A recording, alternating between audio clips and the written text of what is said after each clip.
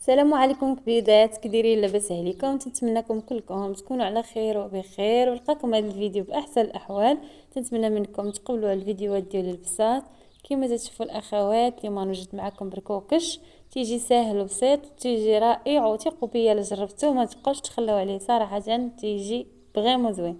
كما تشوفوا هنايا عندي واحد القصريه وعندي نص كيلو ديال السميد. كما تشوفوا انا غنبدا نكسكس معاكم نص كيلو ديال السميد. انا غنكسكسو كامل ولكن ما غنديروش كامل، فهمتي؟ ما غنطيبوش كامل، يعني طيبوا القياس ديالكم.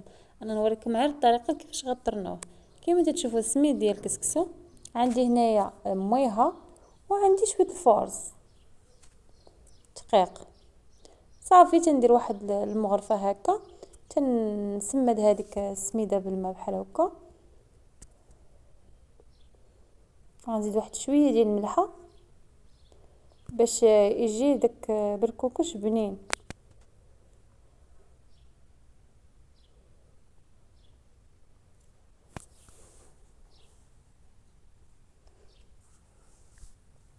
كما تشوفوا نبقى نسرد هكا.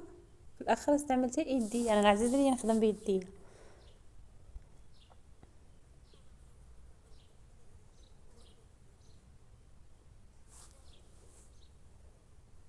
من بعد نسمد هذيك السميده مزيان بالماء وتنبقى ندي ونجيب فيها كما تشوفوا بهذه الطريقه. ودابا غنستعمل الدقيق، ها نتوما هي تنبقى ندير الدقيق يعني راني مخليه الفيديو تقريبا ما قطعش منه بزاف. ها نتوما غتشوفوا الطريقه كيفاش.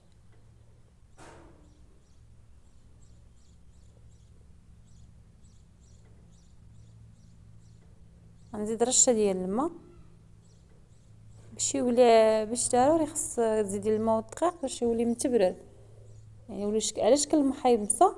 باش تحاولوا تطرنوه مزيان مزيان باش من تبغوا طيبوه ما يتعجنش ليكم ويجي فروز. يعني واخا يطبخ مع الحليب تيجي فروز، واخا يصبح حتى الغد يعني تيبقى عادي ما تيتخلط ما حتى شي حاجه.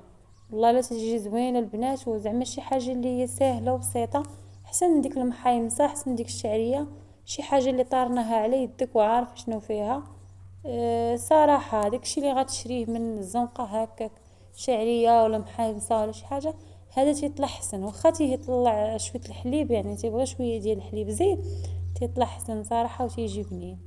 انا وولدي ولدي ما تيبغيش ليا داكشي ديال الشعريه والمحايمصه بالحليب، ولكن هذا تياكل ليا صراحه. تنستمر هكا كما تشوفوا راه بدا يتكسكس معايا. ها نتوما البنات انا قطعت الفيديو واحد شويه قربته ليكم كما تشوفوا كيفاش تيولي. ها انتم شفتوا كيفاش ولا تكسكس ولا داكشي بحال المحيمصه. دابا راه غنغربلو بالسيار، غنغربلو بالسيار باش يطيح هذاك الشيء الرقيق وتبقى لي هذاك الشيء الغليظ، يعني يبقى لي داك الشيء فروز ما فيش الغبره. حيت لا بقات في ديك الغبره الرقيقه ديك السميده الرقيقه تيجيكم في شكل تيجيكمش زوين. كما تشوفوا هنا غنغربلو بالسيار ومن بعد غنغربلو غندهنو بشويه ديال الزيت. ضروري ندهنو بشويه الزيت ونديرو في الكسكاس ونحطو تيفور عيفور، وعاد نحطو في القصريه ولا شي حاجه نرجعو على قصريته حتى يبرد. من بعد تيبرد عاد نحط الحليب حتى يولي جاي بالغليه. يولي جاي الحليب بالغليه صافي تنبدا نسيف في داك البركوكش اللي عندي وتنبقى نحرك مستمر حتى تيختار. من تيختار صافي تنطفي عليه. وهذيك الساعه لقيتو ثاني جمد شويه مع هو بزربه تيشرب الحليب نتا نزيد فيه شويه ديال الحليب. هادشي اللي كاين، ولكن تيبغي الحليب كميه كثيره صراحه تيجي زوين. ها نتوما كما تشوفوا انا راه غربلت هذاك الشيء الرقيق هبط، هذاك الشيء هبط. دابا انا درته في الكسكاس شوفوا كيفاش بقى فروز زوين. راه بالسميده بالزربه تيطرن البنات كاع ما تخافوا منه غير جربوه. ودابا انا غندهنو بشويه زيت وغنحطو فوق البرمه. كما تشوفوا هنا رانا فورته وحطيته في القصريه سيري برد. شوف كيفاش ولا من تفور، شفتوه ولا فروز زوين صراحه. انا درت كميه كثيره اللي غنخلي منها في الفريغو، غندير في واحد الميكا وغنخلي منها في الفريغو باش لو بغيتو مره اخرى يجيني ساهل كاع ما نبقى نطرن.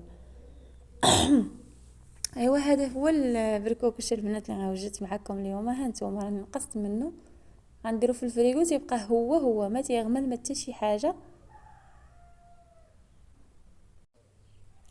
هنا الاخوات نتوما انا راه نسيت وما كملتش معكم الفيديو في التصوير. كما تشوفوا هنا راه طاب، ها نتوما شتي كيفاش يولي تيختار الحليب. اش قلت لكم ديروا الحليب في البرمه ولا كوكوط ولا اللي عندكم حتى يولي يجيب الغليه، الحليب بوحدو حتى يولي يجيب الغليه. ومن بعد يعني ديك 3 ايطرو ولا 2 ايطرو صافي مولي تيجيب الغليه تلوحوا القياس ديالكم ديال اللي باغا ديروا ديال البركوكش وتخليوه يطبخ يطبخ يطبخ تيلتبق مع بعضياته تيولي على هذا الشكل. هذا هو الفيديو ديالي بسيط، وسمحوا لي انا ما كملتش معكم التصوير، سمحوا لي والله. يلا سلام عليكم اخوات.